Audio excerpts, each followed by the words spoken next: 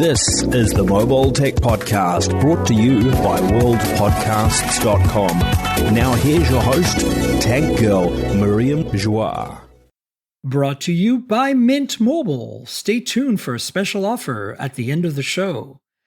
Hi, and welcome to the Mobile Tech Podcast. I'm your host, Miriam Joie, and today is Thursday, January 12th, 2023, and we're freshly back and recovered from CES. And I have Joe Maring here of Digital Trends joining us. Hi, Joe. How are you? I'm good. It's nice to do the podcast finally. We've run into each other here and there at press events and stuff, so it's nice we were finally able to get a time to make this work. I'm excited. Yeah, I'm super stoked to have you on too. There's a lot of little stuff going on this week. It's nothing major, but it's definitely building up for the end of the month, isn't it? Yeah, we're slowly getting to the big stuff. Yeah, our inboxes have been lighting up. We can't tell you anything yet, but stay tuned. It's going to be exciting. So, I want to start with your thoughts on CES real quick. So I've done 2 podcasts at CES already. One was like right at the evening of the press, at the end of the press days. And then I actually was only there for day 1. I left on day 2. I was just like, I'm done. But basically, we didn't cover too much on the second show because it was just the end of day 1. I kind of want to know if you have anything that you were like, oh yeah, this is totally my jam. So go nuts. Tell us. Yeah, this might be kind of a boring pick compared to like the e-ink car and Sony's car and all the weird stuff that CES brings. But the Lenovo Smart Paper surprisingly really grabbed my attention. That's the 10-inch e-ink tablet Lenovo announced. Comes with a stylus. You can use it for note-taking, drawing. It's very similar to a Remarkable 2 or an Amazon Kindle Scribe. A year ago, like if you asked me what would be like my pick from CES, it would not be an e-ink tablet. But ever since I reviewed the Kindle Scribe, it's been a gadget like I cannot stop using. I use it every single day for my to-do list throughout the day for work. I take my meeting notes with it, and I just find it's so much more productive for me versus like a to-do list app on my Mac or trying to take notes on an iPad with an Apple Pencil. It's that combination of there's no distractions, it looks like paper, and it's a very focused device for note-taking, to-do lists, whatever it may be. So it's exciting to see that Lenovo Smart Paper. It has pressure sensitivity, which the Scribe doesn't. It looks like it has a lot more writing templates, a lot more markup tools. And I think it's about $400. It's not too much more expensive than what Amazon's asking for the Scribe. Which, like, it's an e-ink tablet. It's not the most exciting thing in the world, but that's become a niche I've unexpectedly gotten really into last year, and I'm really, really curious to see how that pans out, and also just see like Amazon's doing this, Lenovo's doing this now, and I'm really curious to see if that's kind of like a spark for a lot of other companies to dive in that e-ink tablet market that's popping off out of nowhere. Yeah, for sure. I think that's totally legit. I mean, I think it's a cool product. It's not for me, but I read your review of the Amazon one, and you really made a good argument for this being a very helpful product for a lot of folks. So I think some people are going to dig it. I really felt to me like overall Lenovo stole the show for me, really. There's other things. There's many other things. I cover cars as well, but I really was surprised. I mean, you always do something, but I feel like mostly in the past, it's kind of more been ASUS for me. That's been like the, bringing the crazy to CES. Yeah. But, between the Yoga Book 9i, which was my favorite thing from Lenovo, besides the Think Phone, which we've covered extensively and I really, really dig, mostly because it's, a high-end foreign Moto Edge reskinned and brought to, the US without Verizon's meddling, which makes me super happy. Yeah.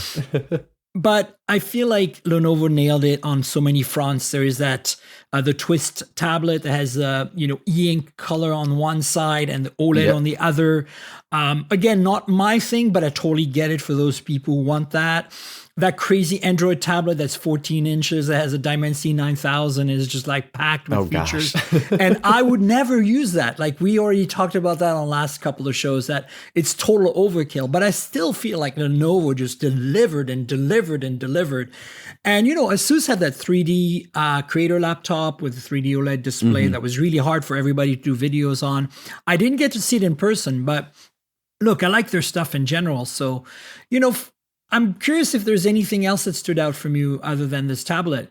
Yeah, I won't harp on the ThinkPhone too much if you covered that pretty extensively already, but do you like it? I've loved Motorola phones for so many years. Like the days of the Moto X, the first couple generations were so great, and it's just like a lot of Motorola's devices today. You have the Moto G line, you have the Motorola Edge line, and a lot of them just feel like cut and paste slightly different variations of the same thing over and over and over again. So it's exciting to see this where you've got a carbon fiber back, you've got the red accented customizable button on the side, you have a legit flagship processor. It's like, this is what I've been wanting from a Motorola phone. I know. Wireless so charging, yeah. no cheap materials, no plastic frames. Like, it's the real deal. And even the Edge Plus last year, I thought was closest to what we've gotten to having a proper Moto Edge flagship since the original Edge Plus when was that? 2020, the original Edge Plus, right? Yeah, and it's disappointing with the ThinkPhone. Like they're marketing that as a B2B device. They don't have plans right now to do regular consumer sales for people like you and me. But I have to imagine that even if those plans don't change specifically for the ThinkPhone, that it's a sign that Motorola, they can still be creative. They can still do interesting things with phones. And I like seeing that. Like they have to do the Moto Gs. They have to do the budget and the mid-range devices because those sell well. But it's encouraging to see them, make a proper flagship. They can still do that. It looks like they're still really good at that. And whether it's the ThinkPhone coming to consumers at some point or it's some other reincarnation of that's not designed for the B2B space, I'm really interested to see what Motorola does later this year in the flagship space. Like, this is what I've been waiting to see for a long time, and I really hope it goes somewhere out of the B2B side of things. Yeah, I have no doubts we'll see this phone on sale for private, people on the Lenovo or Moto websites, probably through Moto's channels, in the same way as they sell those unlocked phones like that, Moto Edge 30 Fusion Magenta Pantone edition, right? Like, I'm getting one of those. And if you look, actually, I did this in my hands-on story on hothardware.com of the ThinkPhone.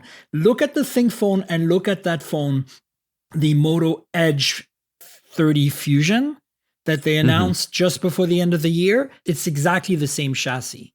So down to the ports, down to the millimeter, it's the same chassis, except it's being mil-spec'd. And they have updated the processor from an 888 Plus to an 8 Plus Gen 1. And of course, it's got water resistance and, wireless charging, which the other one doesn't have. So it's interesting though, but the camera's identical, speakers are identical. Battery is bigger on the ThinkPhone, but the charging speeds are identical. Like, it's basically, they took that as a reference design and improved on it. And again, that phone only came to the US, the Fusion, because of the Pantone partnership, and it's sold unlocked, basically like Moto does from time to time, right? So to me, I want to see more of that. I want to see those foreign Edge phones come, because as soon as Verizon gets their hands on it, and that's my concern, is like, I want to be optimistic that the Moto Edges that are coming later this year, are going to be awesome. And the Edge Plus last year came very close to me to being perfect. The price was too high. The plastic frame was disappointing, but I feel like everything else was pretty solid. Once we get that, then I'll be happy. But as soon as Verizon's going to meddle with it, we know they're going to cut features and the price is not going to be that great. Yeah. At least on the unlocked version, right? I want the unlocked versions to have millimeter wave as well. If they're already making a SKU with millimeter wave, why cut that out? Like, I'm not using it much. It's not a required feature, but if you look at Apple and Samsung, every flagship they make has it. OnePlus has cut that out of their flagships now, but that's because, it doesn't make sense in Oppo universe to have millimeter wave, because they're variations of Oppo phones anyway now, right? So I get that. It bugs me, but I get it. But with Moto, if they're already making a SKU, like, Pixels all come with millimeter wave. Like, come on. Like, yeah, if we're Pixel going into 7 costs what? Like $599 or whatever, $499 on sale right now? Like, you have no excuse, right?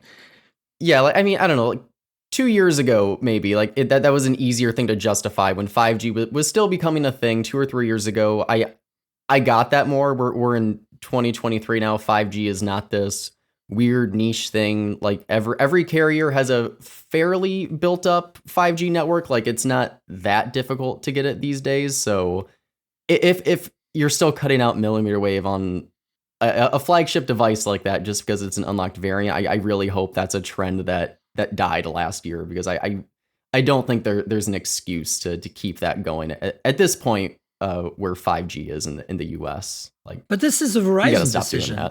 This is Verizon forcing this on Moto, like 100%. They're saying, oh yeah, you can have an unlocked version, but it has to be $200 more and you cut out millimeter wave. That way it doesn't compete with us. Like, why? Like, why can't I, the consumer, buy it unlocked for Moto and activate it on Verizon anyway? Like, why are you preventing that? Because you want to force your crappy Verizon messaging on my end? Yeah, that makes too much sense what you're saying. We have to have it be complicated and not good for us. What you're saying is too sensical for how these carrier deals work. Oh man, yeah. I've just been playing with the Moto G Play 2023. They sent me one, and I just watched Marquez's review of it, which is interesting that Marquez went ahead and reviewed a $169 Moto. Yeah. I mean, the Moto Gs have always been pretty solid. The Moto Es have now gone away and been replaced by kind of G Play and G Plus and whatever. And then there's some more mid-range Gs like the Stylus G and the 5G models. But this phone is honestly great. I mean, I have no complaints. It's slow. The camera isn't great, but everything else about it is solid. The software is really lovely. But Marquez makes this really great point. And that's why I'm bringing him up. Is like, why would you bother with this when you can buy a OnePlus 7 Pro, used for $200 in perfect condition, refurb?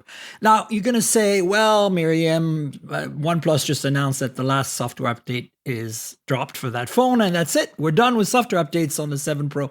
I don't care, honestly. I'd keep that phone for 2 years over this Moto for 2 years for $169, right? Yeah, I didn't review the G Play. I had my writer, Christine, review that one, and she was not very keen on the whole package. Like we discussed it quite a bit, and it's a budget phone. It's $170, but you're getting something with, Motorola has to make cuts to reach that price. So you have 32 gigabytes of internal storage. Okay, yeah, 3 gigs of RAM. I know. By Android out of the box, 3 gigs of RAM. You get Android 12 out of the box. You get one update to Android 13, and then adios. We're not going to get any more OS upgrades from that point forward. And yeah, I mean, like, there's the argument for older flagships, and there's the argument for other phones in that sub $200 price range. I mean, Samsung at CES announced right? the Galaxy A14, similar specs, but you get 4 years of updates. 5G. You get 2 guaranteed software updates, 5G support, 60 double the storage there, and and you've got the T-Mobile Revel phones that are really great at this price point as well. The Nord N300 5G from OnePlus comes very close to that in price. But my point is, we have to remember that 169 to 200 is a huge stretch for a lot of people, right? Like you're saying, you're saying the A14 and I'm saying the N300, but those are a different category of phone already. There are 5G phones. There is a big, 20% price difference here still, right? Yeah. And that 20% might not be much for you and me, but for the average person that's on a super tight budget or wants a phone for their kid, that's a big difference. So I want to keep that in perspective. And last year I wasn't impressed with the G Play because it was really sluggish. Like not only was the specs kind of what you expect for that phone, it hasn't really updated that much since last year. If you look at spec wise, last year's and this year's are almost identical, performance wise, but the last year's was so sluggish. This is still slow, but you can tell they've optimized. You can tell they've improved.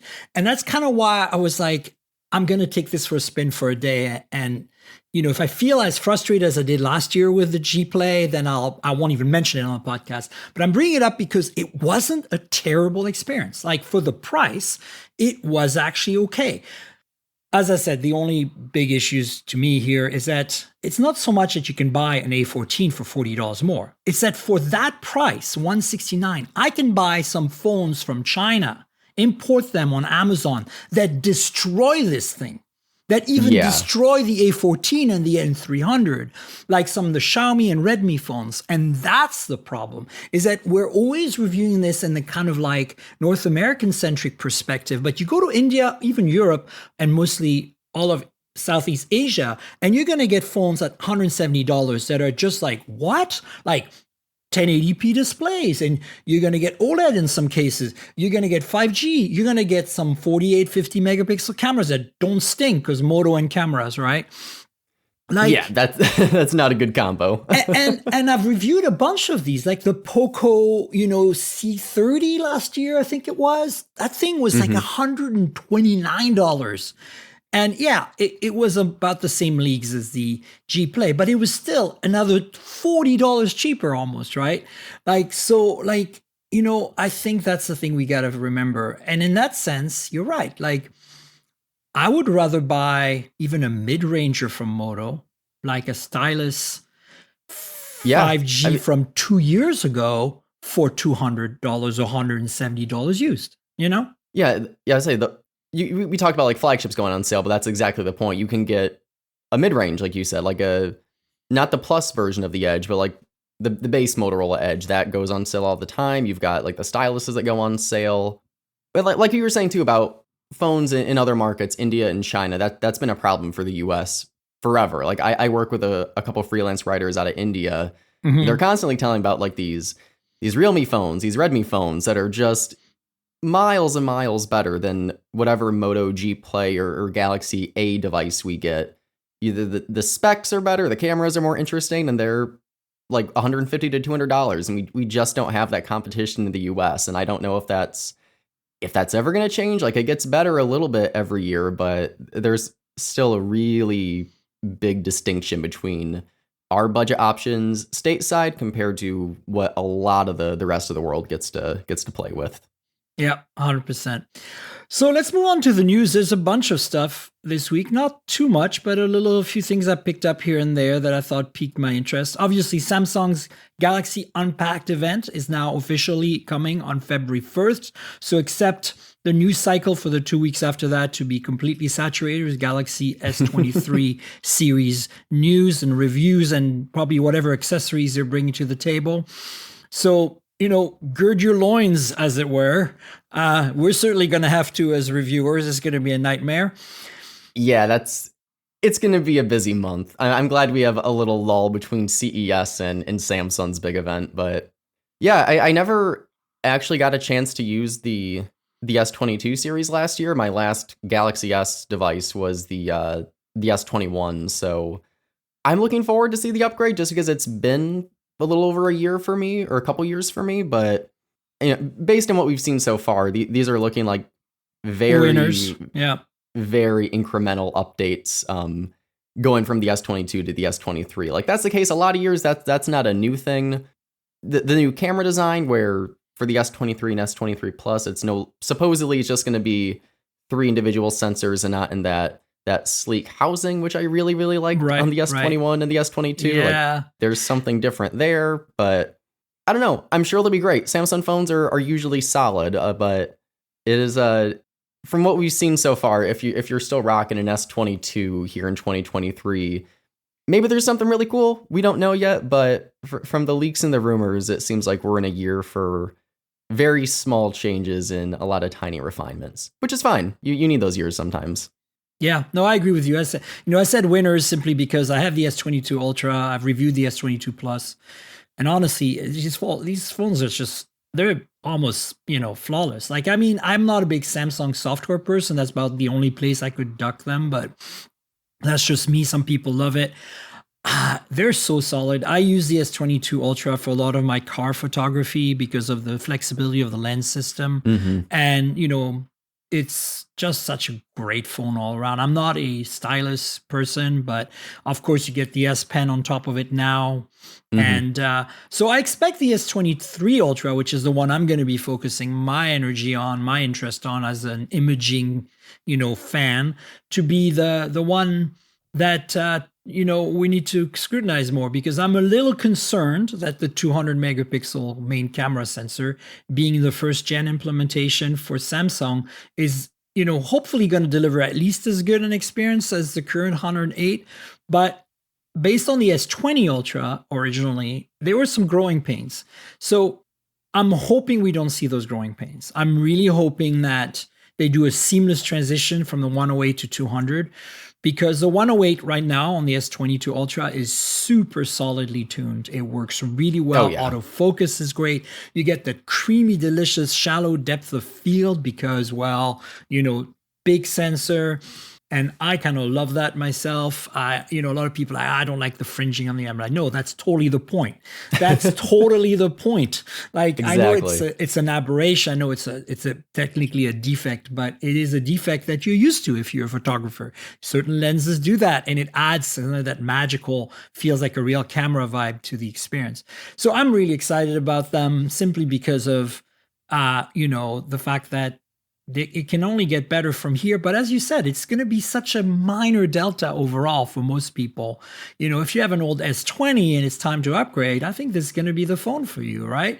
And assuming they make a small version, because those S20, S21s, and you maybe the 22, I didn't play with the regular size 22. They're pretty small phones to today's standards, right? Yeah. And like, as someone... I use an iPhone 14 Pro Max as my daily driver right now, but I vastly prefer smaller, more compact devices. And like, I remember from the S21, one of the reasons I liked that so much was it didn't feel like a brick in my hand. I could comfortably put it in a pocket, carry it around. It was comfortable to hold. So from my perspective, like, that makes me a bit more interested in just the base S23. And it's always fascinating for me to see, like, with Google with the Pixel 7 and the 7 Pro, Samsung this year with the S23 and the S23 Ultra, it's always exciting and neat to see what a company can put in its lower end flagship, how much of that same flagship experience you get in something that's a bit smaller, something that's a bit cheaper. And I think given like how well received the Pixel 7 was from a lot of people this year, it'll be like the S23 has its work cut out for it. Like, Google's got that camera system down to a T. It doesn't look like Samsung's made a lot of hardware changes, but presumably there's going to be some software tweaks with the Snapdragon 8 Gen 2 and just other yearly refinements. So yeah, like the Ultras are fun. They're big and exciting, but from my side of things, I'm really curious to see, like, that Pixel 7 for $599 is almost too good of a deal. I know, it's like, still. You want to buy an Android phone. I've had my fair share of bugs and stuff with the phones because I'm just cursed with Pixels for some reason, but that's still the phone. Like, you really are. Someone's You're not like, I want an Android Artem, phone. Though.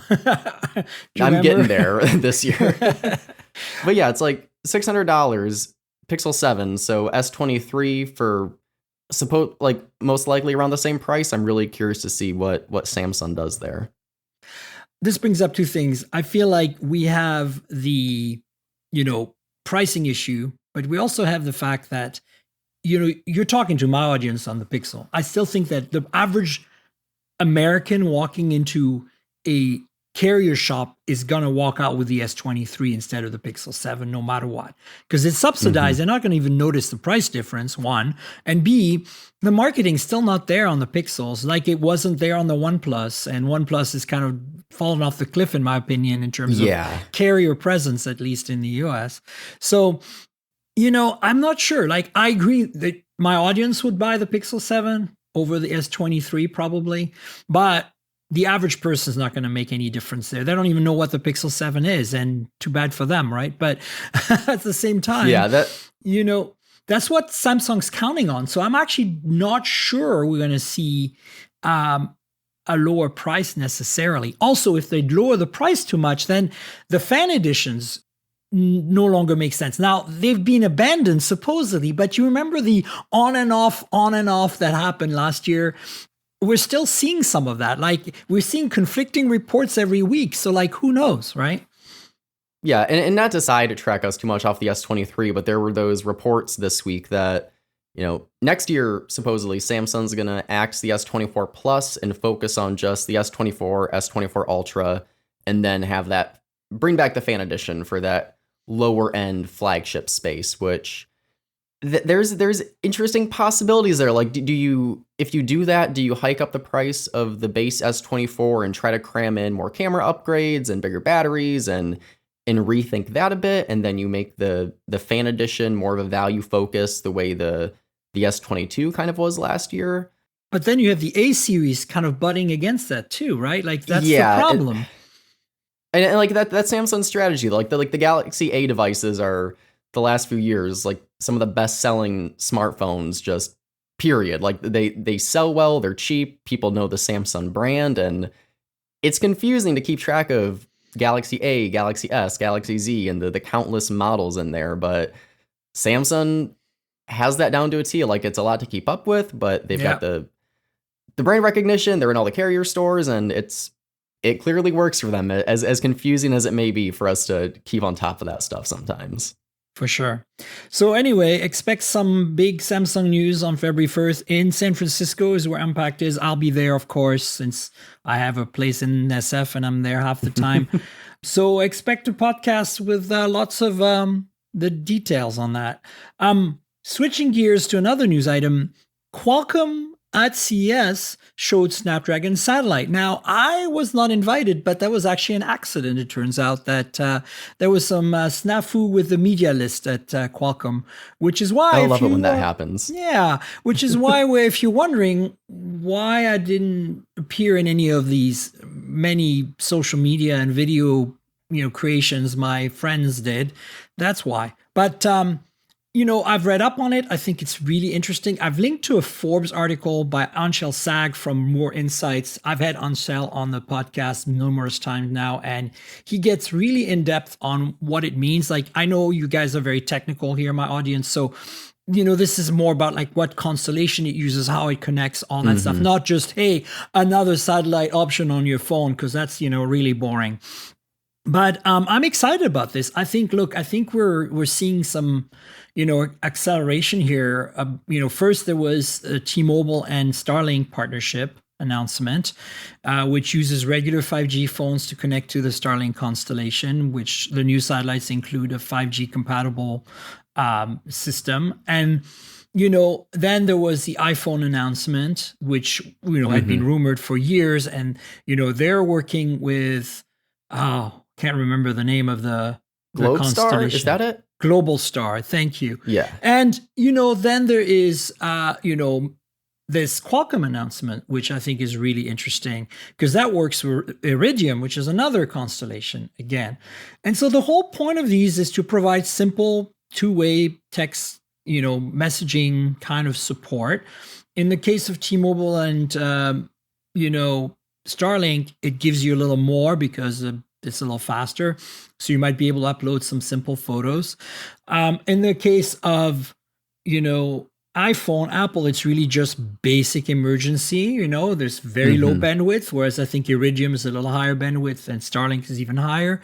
And so I think it's interesting. And, there's also MediaTek in this game, right? They showed something at CES along with Bullet, the company of the UK who makes the cat phones with satellite support. So, I think this is exciting. This tells me that 5 years from now, almost every phone we buy will have some sort of basic satellite connectivity for emergencies and or for coverage outside of, terrestrial areas, which, bring it on. Like, I can't argue with this. It's good no matter what system is being used here, right?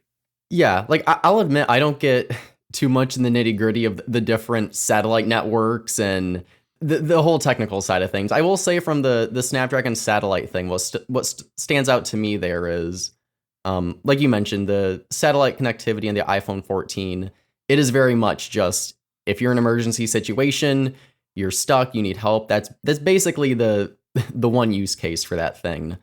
With the Snapdragon Satellite, though, initially it's going to be for those emergency situations like the iPhone, but they're also looking to do it for just regular texting, through SMS texting, possibly some messaging apps it looks like they're considering supporting as well. I think that's the more exciting thing for me. Like every one of these, you need to have that emergency element because that's where it really comes in handy. Right? And yeah. But I mean, also if you're just hiking somewhere or you're in a remote area where you don't have service, but you're not in a life or death situation, and you still want to communicate your location or update friends or family about where you're at or whatever, it's nice, like with Snapdragon Satellite and some of these other options, giving you that ability to like communicate over satellite and not have to make it be emergency SOS situation. It obviously requires, it's a bit more difficult if you're sending pictures or whatever, or using it with third-party messaging apps, but I think it's cool we're seeing that tacked on with Snapdragon Satellite. And it seems like a nice upgrade from the iPhone. Like hopefully at some point Apple can expand that functionality there too. Yeah, I'm actually more excited about the T-Mobile Starlink partnership because I feel like any 5G phone will work. So, it doesn't require any special hardware. And it's fast enough to upload a photo from time to time. So I think that's okay. What I'm more excited about here, and the reason I think this is important, is that it's yet another option, yet another radio that we have access on our devices. The question is, the big elephant in the room here is, as you know, Apple's going to start charging for that feature at some point, and we don't know pricing yet. Yep. And there's no way, based on Iridium's current pricing, that this is going to be cheap unless they can work out a deal with your carrier or something. Because here's the thing. This is going to be completely irrelevant and useless if you have to pay a separate subscription to Iridium or Globalstar. Now, Apple's smart. They're going to make it an Apple thing, right?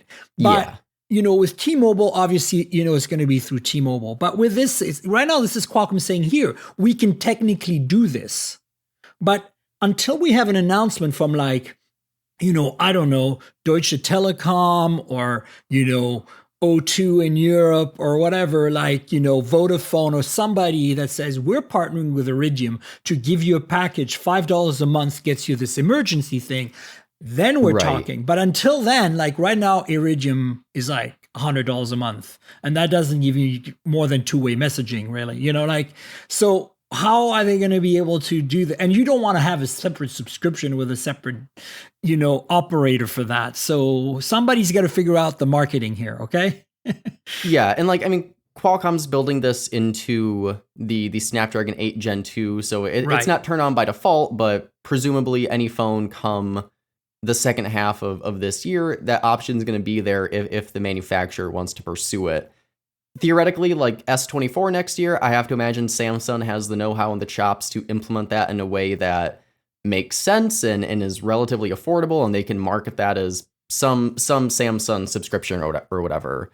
But then you get into a company like maybe OnePlus or, I don't know, Realme or any other company that's launching a phone with an 8 Gen 2 that has to think about how do we market this, how do we handle the subscription, and that there's a lot of concern. They're I have faith in Apple and Samsung, these massive corporations, to figure out how to market that to people. You get to some of the smaller Android brands, and it's I don't know how this is going to pan out if you're trying to distribute this. I think it's going to be more VoLTE over LTE or, Wi-Fi calling support. Your phone has it. It's a standard. It works. It's provided through Qualcomm's software stack and hardware support because you put the right components on your main board on your phone, right?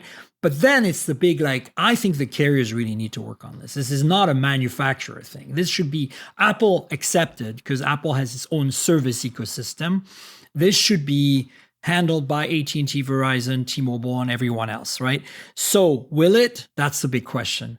We'll find out. What I'm more excited about from CES is this other CES news that we've missed because, we talked about so much stuff and there were 2 more days of CES after the last podcast, is a Qi2 wireless charging. This is that freaking awesome.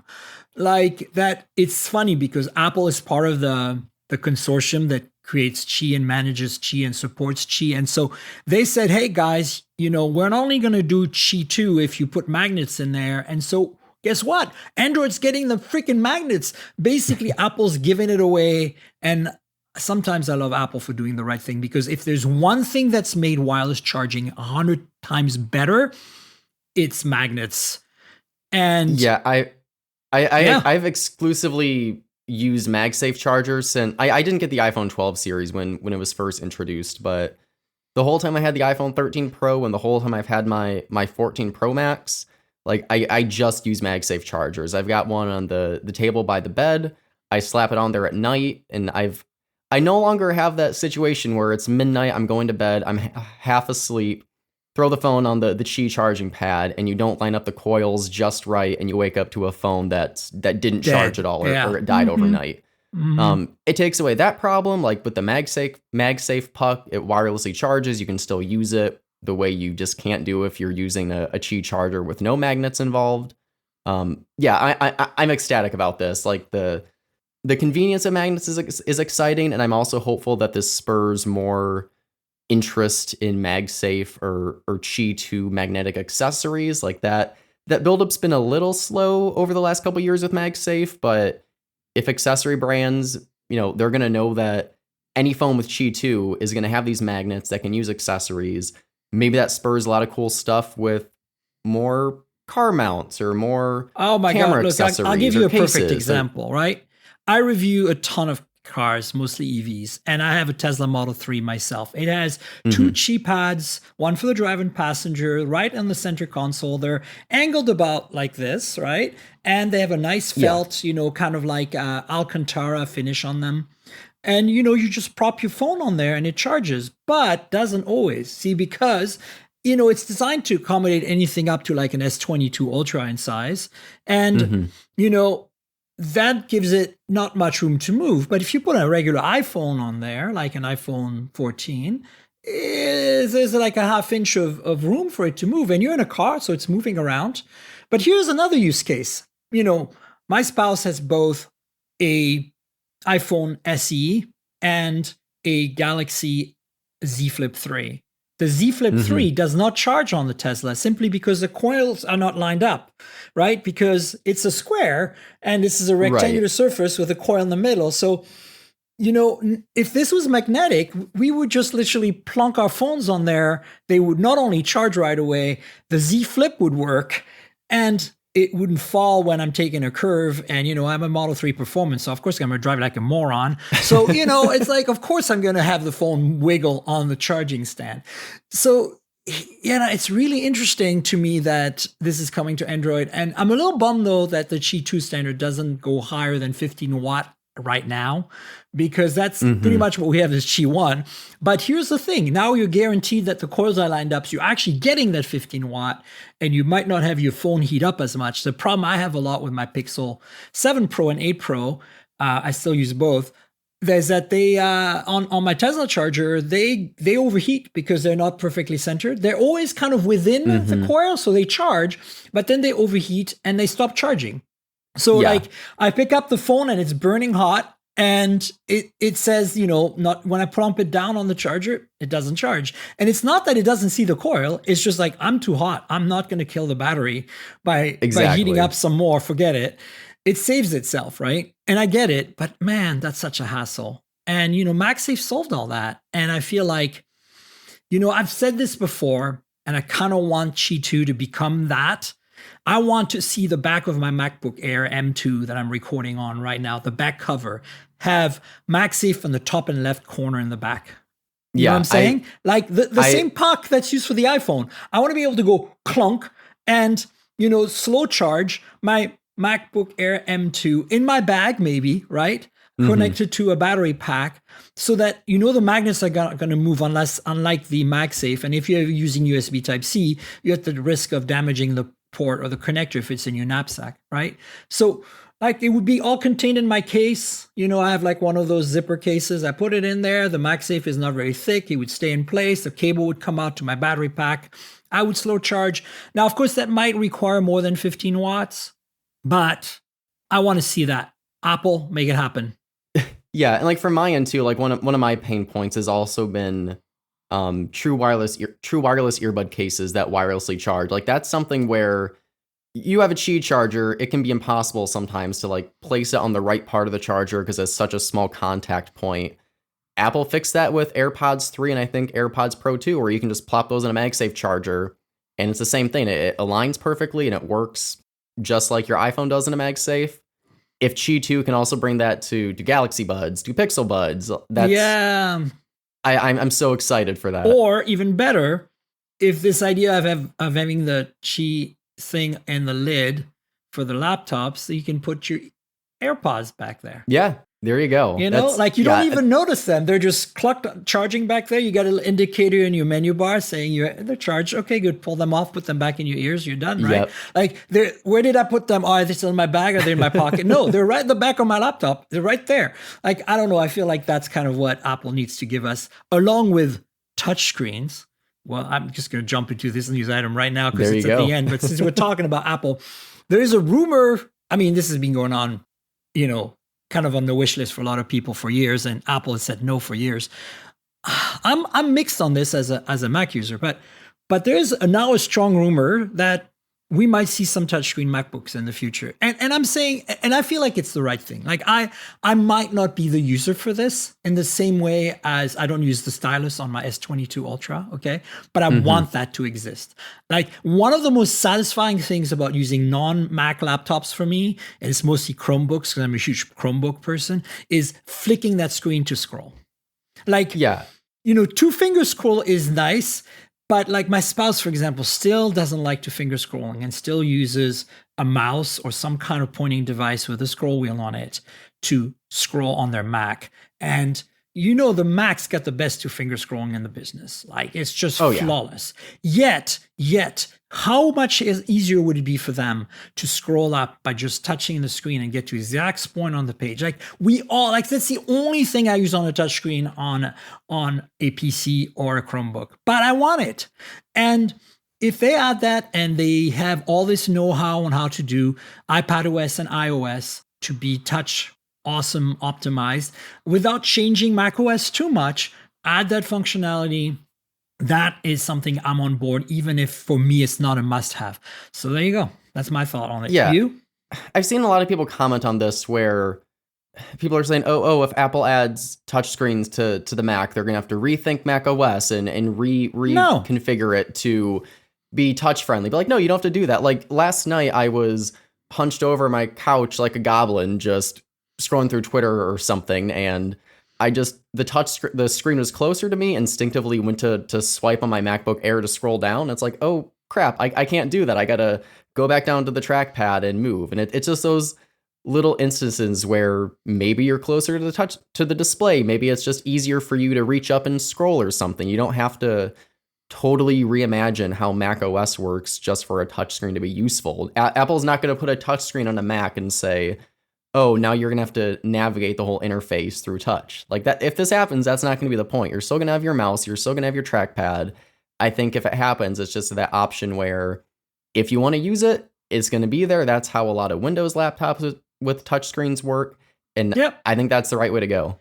Honestly, it works great in Windows 10 and 11 particularly. It works great in the latest version of Chrome OS. And they're not optimized for touch, but they support touch. That's all we need. I don't want macOS to change too much here, guys, but it would be fantastic if I'm coding in Xcode and creating an iOS app that I run the emulator and I can actually use the app on the emulator on my screen, right? Yeah.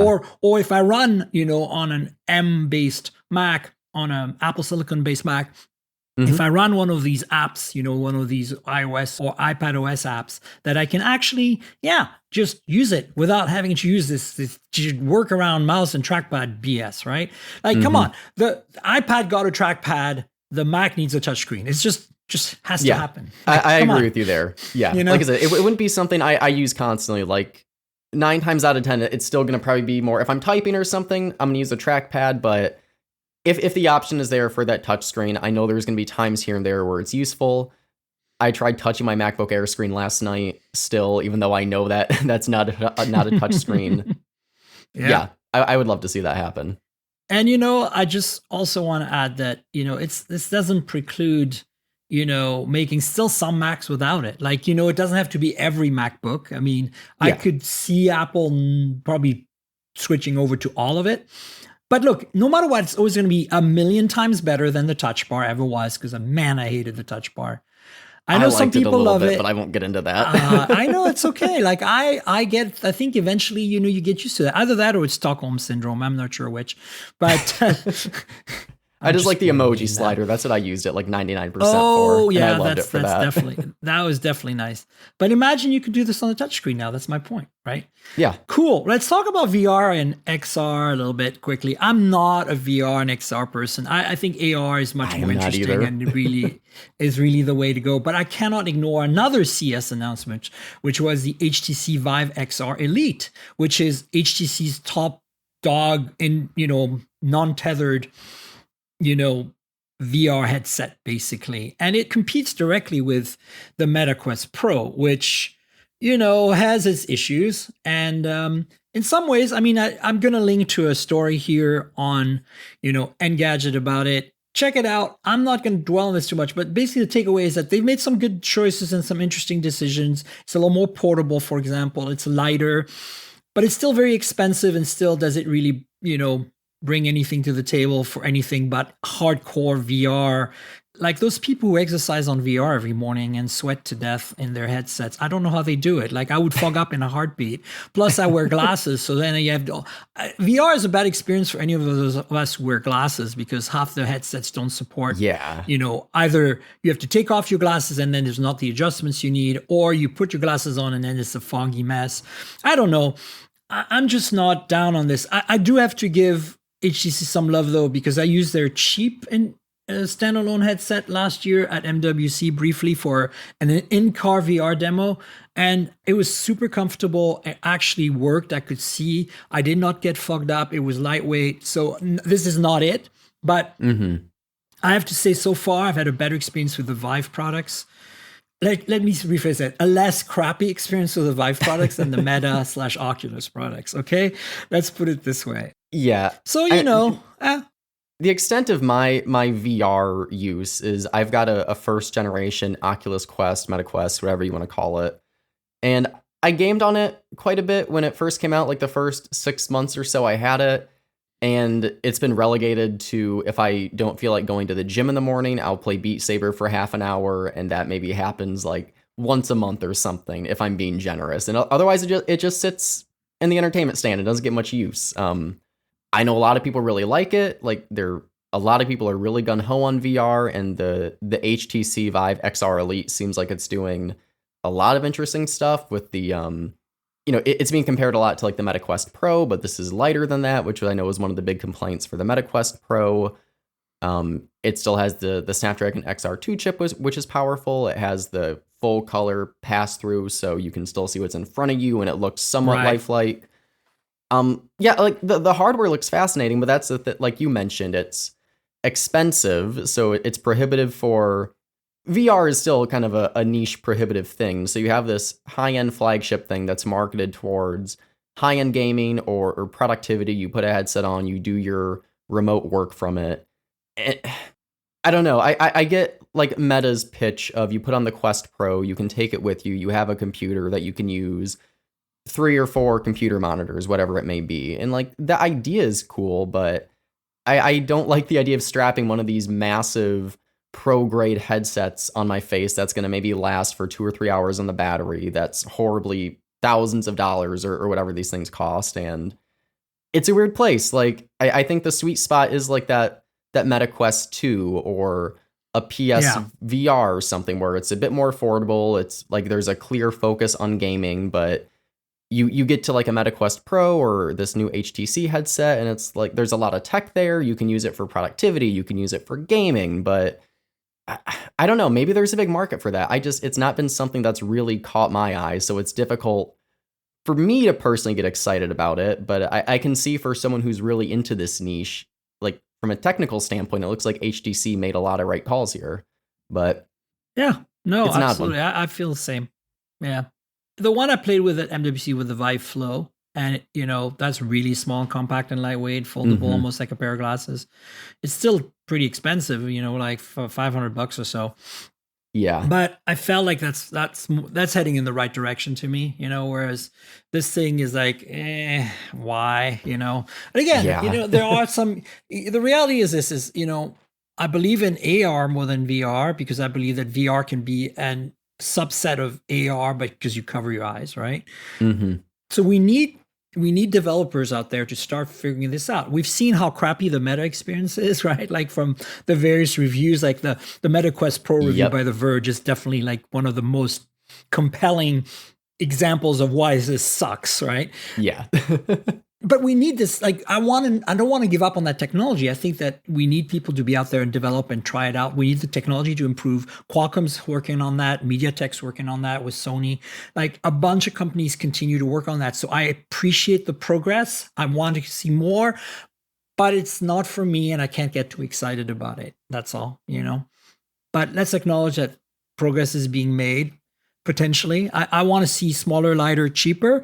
This seems to go in the wrong direction, but maybe there is some professional applications for this. If you are, designing aircraft engines and you need to see things in full 3D all the time, this is probably a better product than that 3D laptop from Asus, right? Yeah, yeah. Not to stay on this too long. Like, I agree with you with the AR stuff. I had the Google Glass Explorer edition way back when. So did I. Oh my god, I missed that so much. That light minimalistic thing that doesn't look like massive ski goggles on your face that display some helpful information.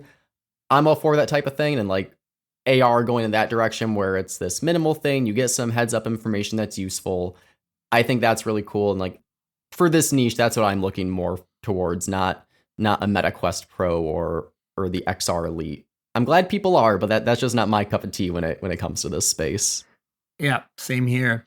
So, hey, you wrote a story about, well, it's probably an ongoing story you're updating all the time about the, everything we need to know about the Pixel 7a, which has been leaked multiple times. I bring it up again because there was another leak, a little hands-on experience in a crappy TikTok video this week. And since you wrote it, I kind of want to get your take on the Pixel 7a. Obviously, the 6a, all the A's have been phenomenal phone, every single one of them, in my opinion.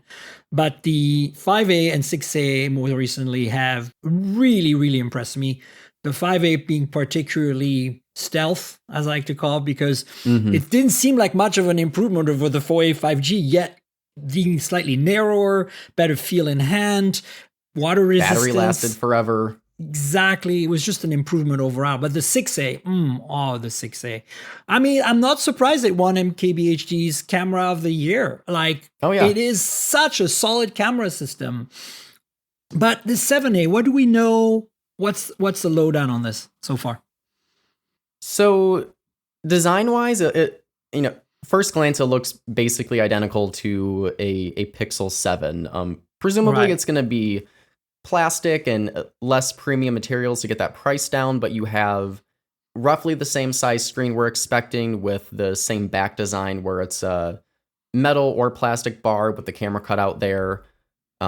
One of the big upgrades that's been really heavily rumored for this thing that I really hope is true is that the display is going to switch from a 60 hertz refresh rate that we've seen on to a 90, right? Every Pixel A to 90 hertz, which that's not the end of the world for me. It wasn't a deal breaker for the Pixel 6a. It was still a really, really good phone, but that bump from 60 to 90 makes a world of difference, especially if you have a chipset, which this is rumored to have Tensor G2, which is a very capable chip.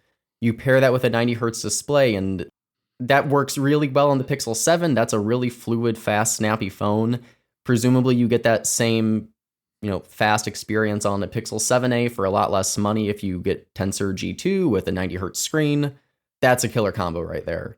Another interesting, I'll say on Tensor G2, I love the Pixel 6a a lot, but the thermal management on the Pixel 6a and the battery life was atrocious for me. I know some people had better time with it. I mean, that's true of Tensor in general. Like my 6 Pro, right? It's like, battery life, bad. Yeah, like Pixel 6a, I could, if I was careful, I got through a day with it, but there were definitely times where it died by early evening. If I'm out shopping with a shopping list app and looking at the Target app to scan for deals and stuff, it would feel like I was playing Call of Duty Mobile for an hour just because I was hopping back and forth between the two apps. It was really, really bad. So, like we've seen in the Pixel 7 and 7 Pro, Tensor G2 is more performant with battery efficiency. It doesn't heat up quite as much. I'm really hoping that's also the case for the Pixel 7a, because that was one of my bigger issues with the 6a. So presumably that gets improved. I am a little not worried, but I'm curious what happens with the camera situation. The rumor right now is that it's going to switch from the tried and true 12.2 megapixel camera that every Pixel A device has used. Yeah. Yeah. Looks like it's going to be a 64 megapixel Sony IMX787 sensor, which is not the same 50 megapixel sensor on the Pixel 7 and 7 Pro. It's still higher resolution than 12 megapixels, but we've had this issue when Google jumped from 12 megapixel to 50 megapixel. There were some same with Apple, jumping to 48 megapixel. Actually, it takes a year to get there. I feel like they've gotten there for the 7 Pro now with that 50 megapixel Samsung sensor. But and maybe Google has that experience under their belt from the jumping from the Pixel 5 to the Pixel 6 and Pixel 6 to the Pixel 7. They've got experience switching camera sensors and making that work with their image processing. So I have to assume that makes this transition from a 12 megapixel camera to supposedly a 64 megapixel one, the Pixel 7a. That's got to help them, but it still makes me worried because I love how that 12 megapixel camera looks on the Pixel 6a. And I really hope a new sensor doesn't throw some unexpected wrench into the processing or the sharpness or anything like that. I agree with your concerns. Like, they're valid. I feel like, though, that you shouldn't be concerned because here you go. Here's my theory on this. The Sony sensors are way better than the Samsung sensors ever, always. And tuning them is a lot easier. And so, as much as I agree with you, the 6A and previous sensors, the 12 megapixel is super good. As we know, I feel that actually when the Pixel 6 and 6 Pro came out, I felt that the photos initially were worse than the 5A, right? And because of that tuning they needed to get done. And now they've done it. I think it's getting there. It's closer. So I feel that they could probably apply the same stuff to a sensor. And this sensor is going to come out of the gate being a really good sensor because it's a Sony sensor. Whereas the Samsung sensors are not generally hardware baseline as good, right? So that's that. But the other thing is, I want that big sensor creamy bouquet, right? So I'm looking forward to that. That's and then point. The other thing is, here's the thing, you now have 64 megapixels. All right, so the center, you can use the center 16 megapixels to do a lossless 2x zoom, like on the Pixel 7 and 7 Pro. But more importantly, with the super res zoom, think how far you can go now with that 64 megapixel sensor. So I'm actually hopeful. Like, I agree with you, there are some potential caveats here, but I want to say that Google's going to nail this. And, there's also rumors of them adding wireless charging to this phone, which for me is a must-have on any phone. And that makes me wonder, do I need a Pixel 7 or 7 Pro anymore? And what's the price difference versus the 7 going to be? Because the 7 is so affordable and so good and has 90 hertz and wireless charging. So what's your take on this? Like, are they shooting themselves in the foot, or is this going to be $399 or $450 and the people are just going to buy that instead of the Pixel 7 at that point? Yeah, I mean, presumably, let's say Pixel 7a costs $449. That's how much the Pixel 6a costs. That's how much the Pixel 5a costs. Like, we're past the $399, $349 days of the Pixel 6a, but that's still $150 cheaper than a Pixel 7. Yeah, that's true. Presumably, you get wireless charging. Presumably, you get a 90 hertz display. You're not getting a telephoto camera. It's likely going to be that main camera and an ultra-wide camera. But like you just said, if you have a 64 megapixel sensor paired with how good Google is with its digital super res zoom, you will have kind of some zooming capabilities on there, even if it's not a true telephoto lens. And maybe that does shoot the Pixel 7 in the foot a little bit, but I don't know if Google really cares, because you're still buying a Pixel at the end of the day. You're still buying a Google phone. And then the Pixel 8 is coming at some point soon after that anyway. Yeah. So I like the Pixel 6a last year. Like, I didn't like how hot it got. I didn't like the battery life, and I wish it had wireless charging. I wish it had a 60 hertz screen. Based on what we've heard from the rumors, like, the Pixel 7a could fix all of that. And if it comes in for $449, like, do I care about the Pixel 8 when it comes out in the fall? But this is my do point. I care It's about like, the Galaxy S23? I mean, it almost sounds too good to be true when you put it together like that. Like, this is unbelievable. And if it is true, and I believe it probably will be, like, we have the best Android phone of 2023 right there. Oh, yeah, easy. I mean, we were saying a little bit ago that we don't get a lot of exciting budget phones in the US, but I think this is a prime counter argument to that, where we could have a phone for under $500 that does that's effectively a flagship phone in so many regards, and kind of puts an S23 or a Pixel 7 or an iPhone 14 to shame. And that's really exciting. Like, of all the phones coming out this year, this is like way at the top of the wish list of if these rumors come together the way they're believed at this point. And like, I agree with you. I think what we've heard is pretty accurate. These Pixel leaks are usually pretty accurate. This is probably gonna be my new go-to recommendation for friends and family. You need a new Android phone. You should just buy the 7A and not bother with anything else. Yeah, I already feel that way about the 6A most of the time. So, yeah. Speaking of affordable phones, the last item we have here is that the iPhone SE, the next one, the one that was supposed to recycle the iPhone 11 and XR, 10R chassis design with the LCD on, and the Face ID stuff, is dead, is gone. They're not going to do it. But the reason that brought this in there, because this year's San Marino article is actually really interesting, in that the reason they're not doing it is they were apparently going to use that phone to launch their own radio, their baseband, their 5G chipset. Because as you know, right now, Apple uses Qualcomm's 5G radio modem chipset, baseband, whatever you want to call it. So they were going to, because it's a big risk to go with your own chipset, they were going to do that on the affordable phone in case things went wrong. It wouldn't be their flagships that are affected.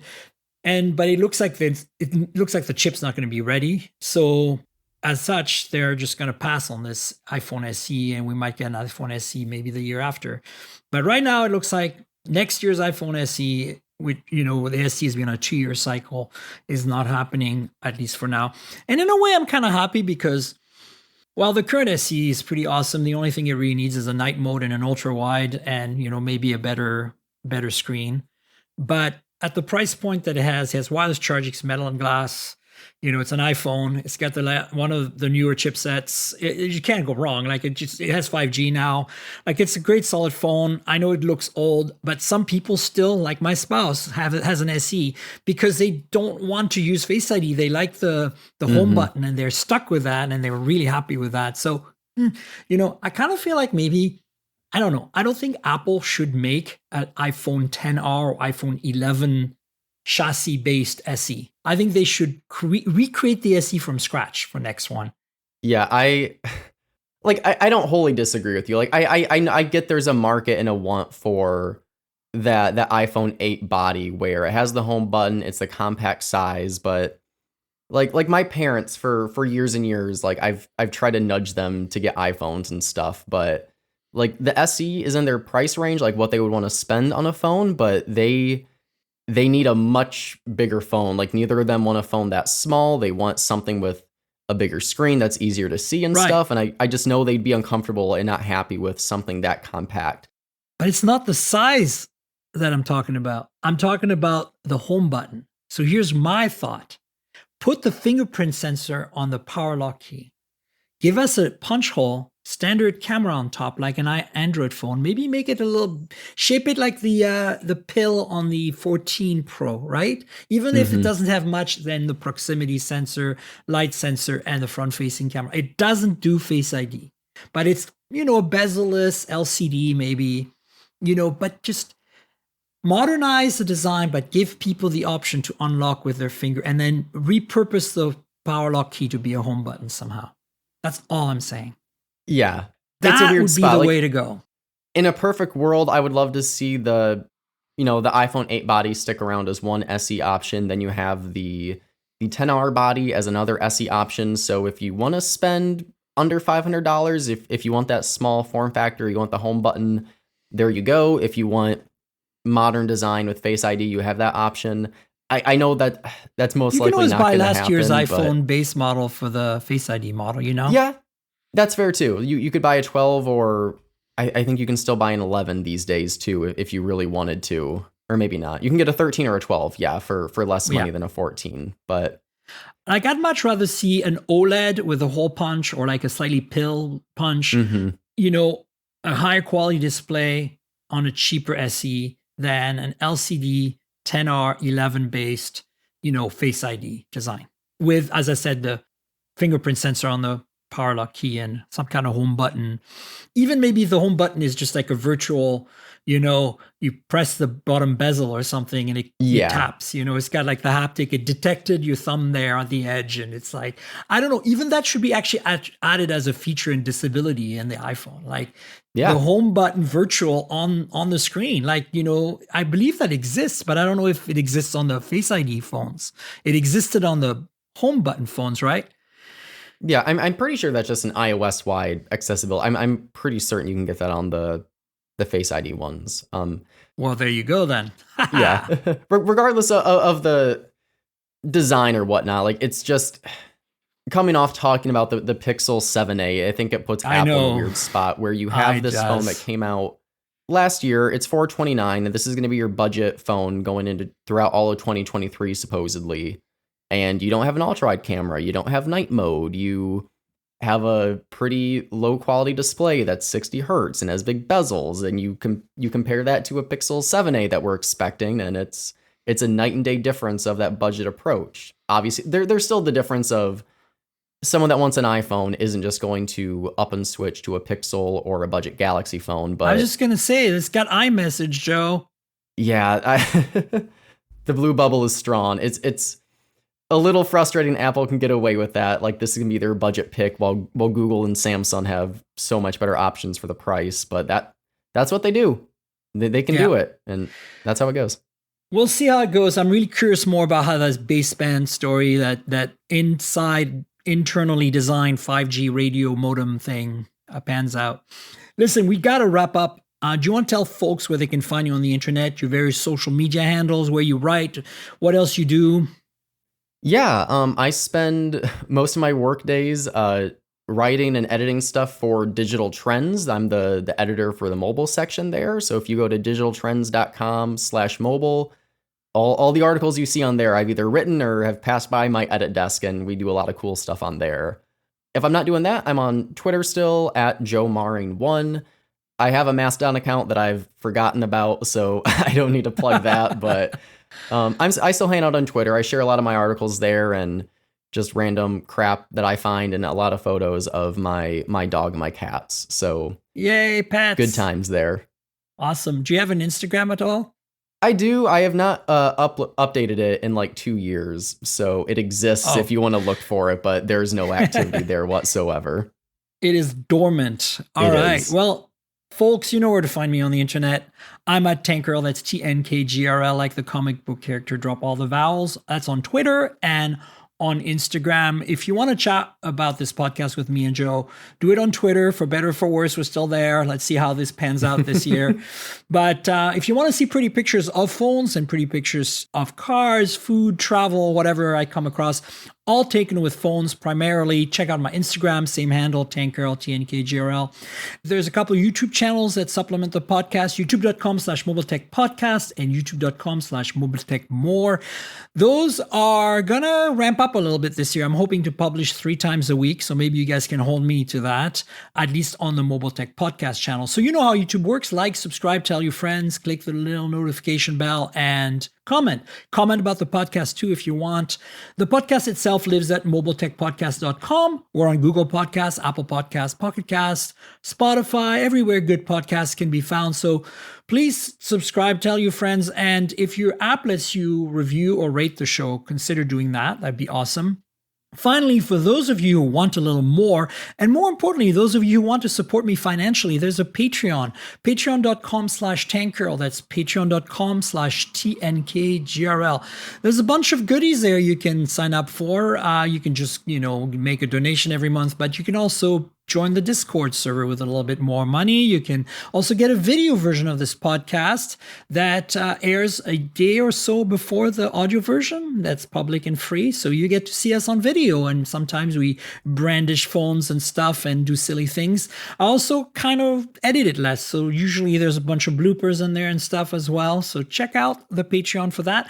Finally, there's also a bunch of other tiers you can check out there. Bigger perks like a monthly meetup with me on video, so something to consider. Check out the Patreon. I'd appreciate you supporting me and helping me there. So patreon.com/TNKGRL. So as you know, I'm constantly reviewing multiple phones, and while that's fun, it also means I'm constantly spending a lot of money for wireless service on multiple SIMs. That's where Mint Mobile comes in, and that's who I'm partnering with for today's podcast.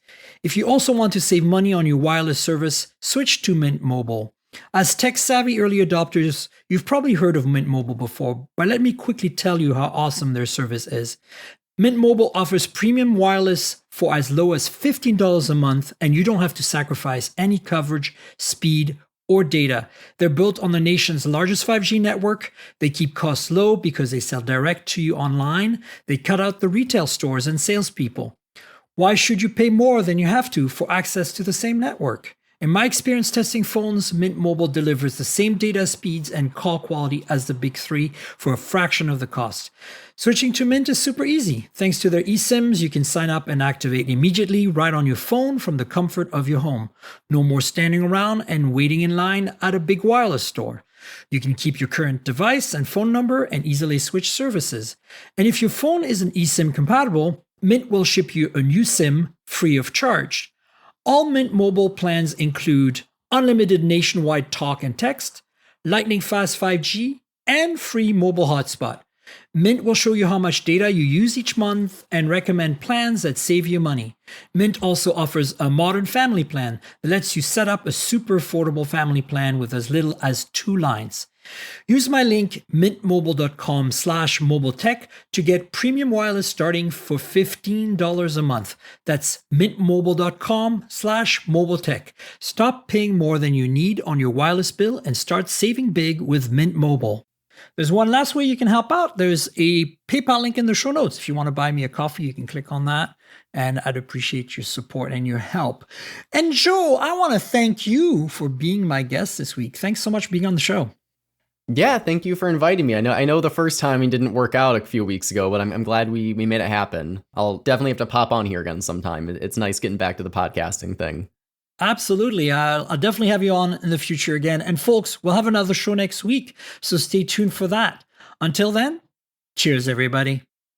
This has been the Mobile Tech Podcast with Tank Girl, proudly presented by worldpodcasts.com. You can visit us online at mobiletechpodcast.com.